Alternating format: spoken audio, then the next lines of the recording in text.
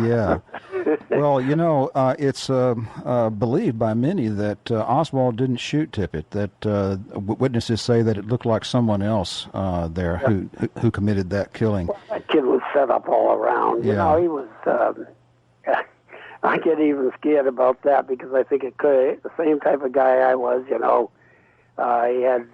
He'd been except he was with O&I and really a trained guy, where I only had the Fields and Flaps school. These guys were actually went to all kinds of schools for spying and stuff like that. You know, they went to the farm up in Langley, Virginia, and things like that. And nobody goes to Russia and comes out like that and wasn't somebody, you know? That guy was... and he was around... he was a fair-haired child with up until his episode in New Orleans with Bannister. Him and Ferrie was always with him, and I mean, I used to see these guys in Cats and Jama quite a bit in New Orleans. And that's where I first got to know who Oswald was. And I figured hung around with Dave Ferrie, you know, he was a little on the gay side. Ferrie wasn't the Nelly fruity guy that they make him out to be. He's a pretty serious researcher on cancer, and he was at Charity Hospital a lot, and he was big with Marcello and his people out there. And Jada, he introduced me to Jada. The first time I met her, I ended up going with her a little bit. That's the famed stripper that worked at the Carousel Club. Confronto was her name. Yes. Yeah. She was quite a nice little gal. Very nice.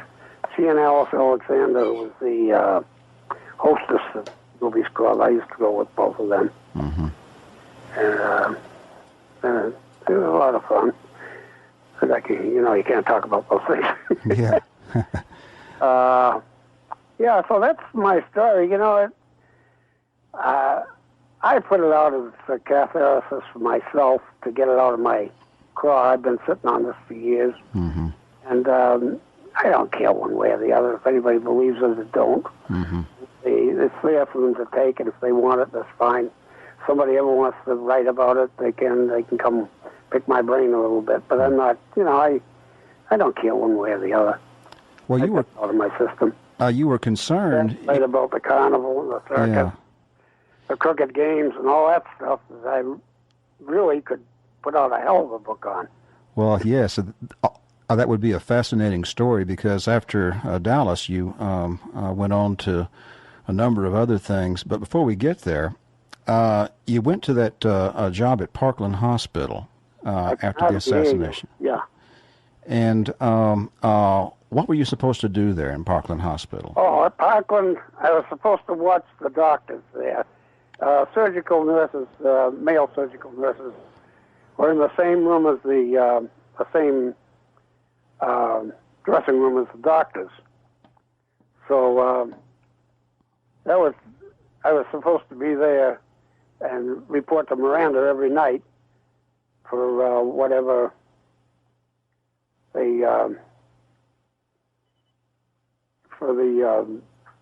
whatever I saw or heard during the daytime. Can you hear me? Yes, I hear you.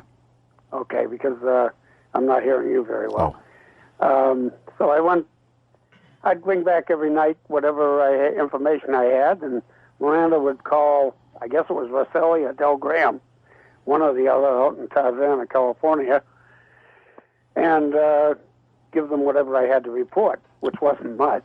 Basically just reporting on the gossip among the doctors there at the hospital. Yeah, right. That's whatever I heard, just keeping my nose to the ground. And the security chief got wind of what I was doing somehow. I don't know. I still don't know how that happened, because I was pretty careful. Kept calling me down, and I just kept working. In those days, they did tubal ligations by court order, and I just kept scrubbed in all the time at Parkland. Finally, he come up and got me. He took me down, and he says, "Look, you've been taking notes on the doctors, and I'm going to give you a chance to leave on your own, or else we're going to have to can you. It'll be on your record, blah, blah, blah." And I talked to Miranda, and we decided it was best I just quit. And then from there, I went. I asked permission, and went with the carnivals for a little while up to Denver. Put my trucks there and stuff, and in the small domes.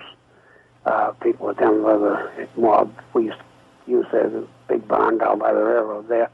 Then I went up to Canada and decided to get out of the United States. There was too many people dropping dead, I know. So I went over to France. Well, England first.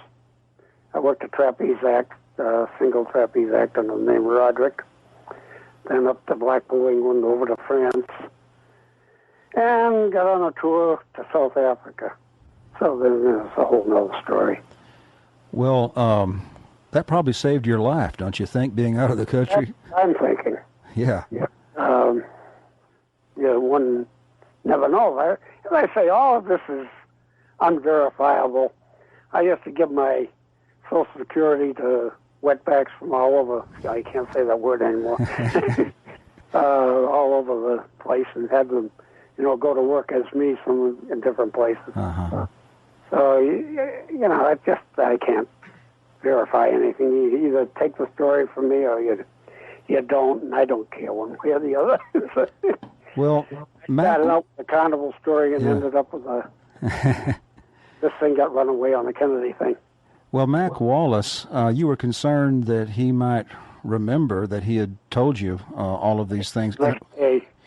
And evidently he didn't remember much of anything the next day, so that was good. And I wasn't about to remind him. No. And, no, he was a lethal son of a, and... he sounds like a pretty scary guy. He was. He was. I knew a lot of people like that. Frank Sturgis was another one. Dave Morales was probably the scariest man I ever met. And he got the nicest guy, an Indian guy. And he did hits for the hell of it. And Roy Factor was another one. Kill you as soon as look at you. And, they were... We all thought we were patriots at that time. And I was a little light of Genghis Khan at that time myself. So, it wasn't a nice bunch of people. Yeah. The guy that goes around doing burglaries and stealing for a living isn't a nice guy either. But I, like I said, I did a 180 from that later on. Yeah, how do you view things now from this perspective of 47 years later? What are your politics now? Well, I think that Kennedy needed killing, frankly. At least being removed ruined politically one way or the other. What he did to Marcello was unforgivable. Kidnapped the guy and took him down to the swamps in South America and left him. People don't know about that. And... we got a break coming up. Too, because Rod, we got a break coming up. Hold that thought, and we'll be right back. They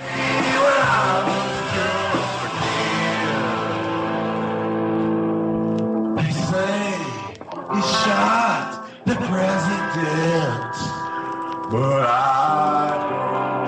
don't think he did.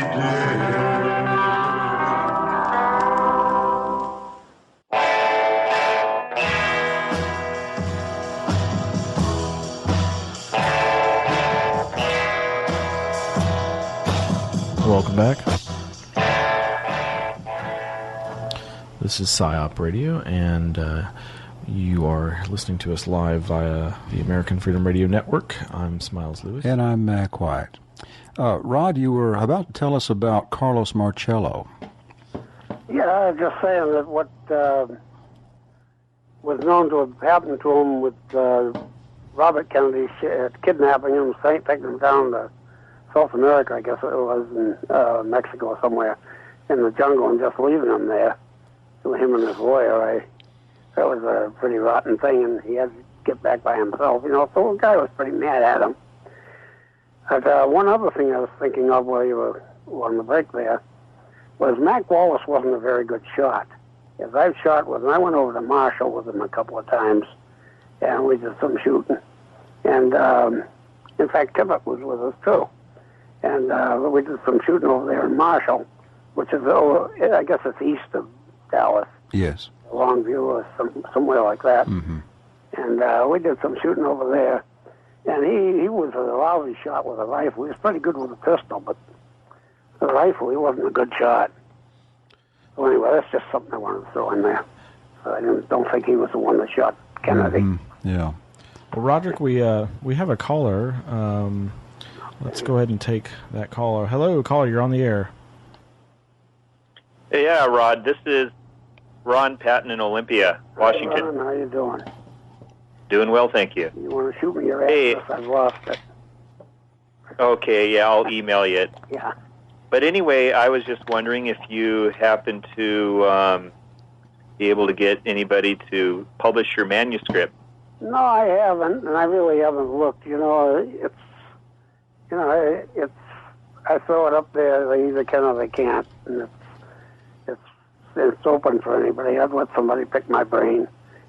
I had that guy Jan Grigger pick my brain for over a year, and we went back to Dallas, and I guess we verified a few things, but Jan had done Circus of the Scars, a nice book, and he was all for it, and then all at once something happened, and he didn't want to do it. Okay, well, my second question is I was wondering if you'd like to come down to the conspiracy conference with me in Santa Clara next month. That sounds good, and like I said, I've lost your address and your phone number and everything. Why don't you shoot that to me?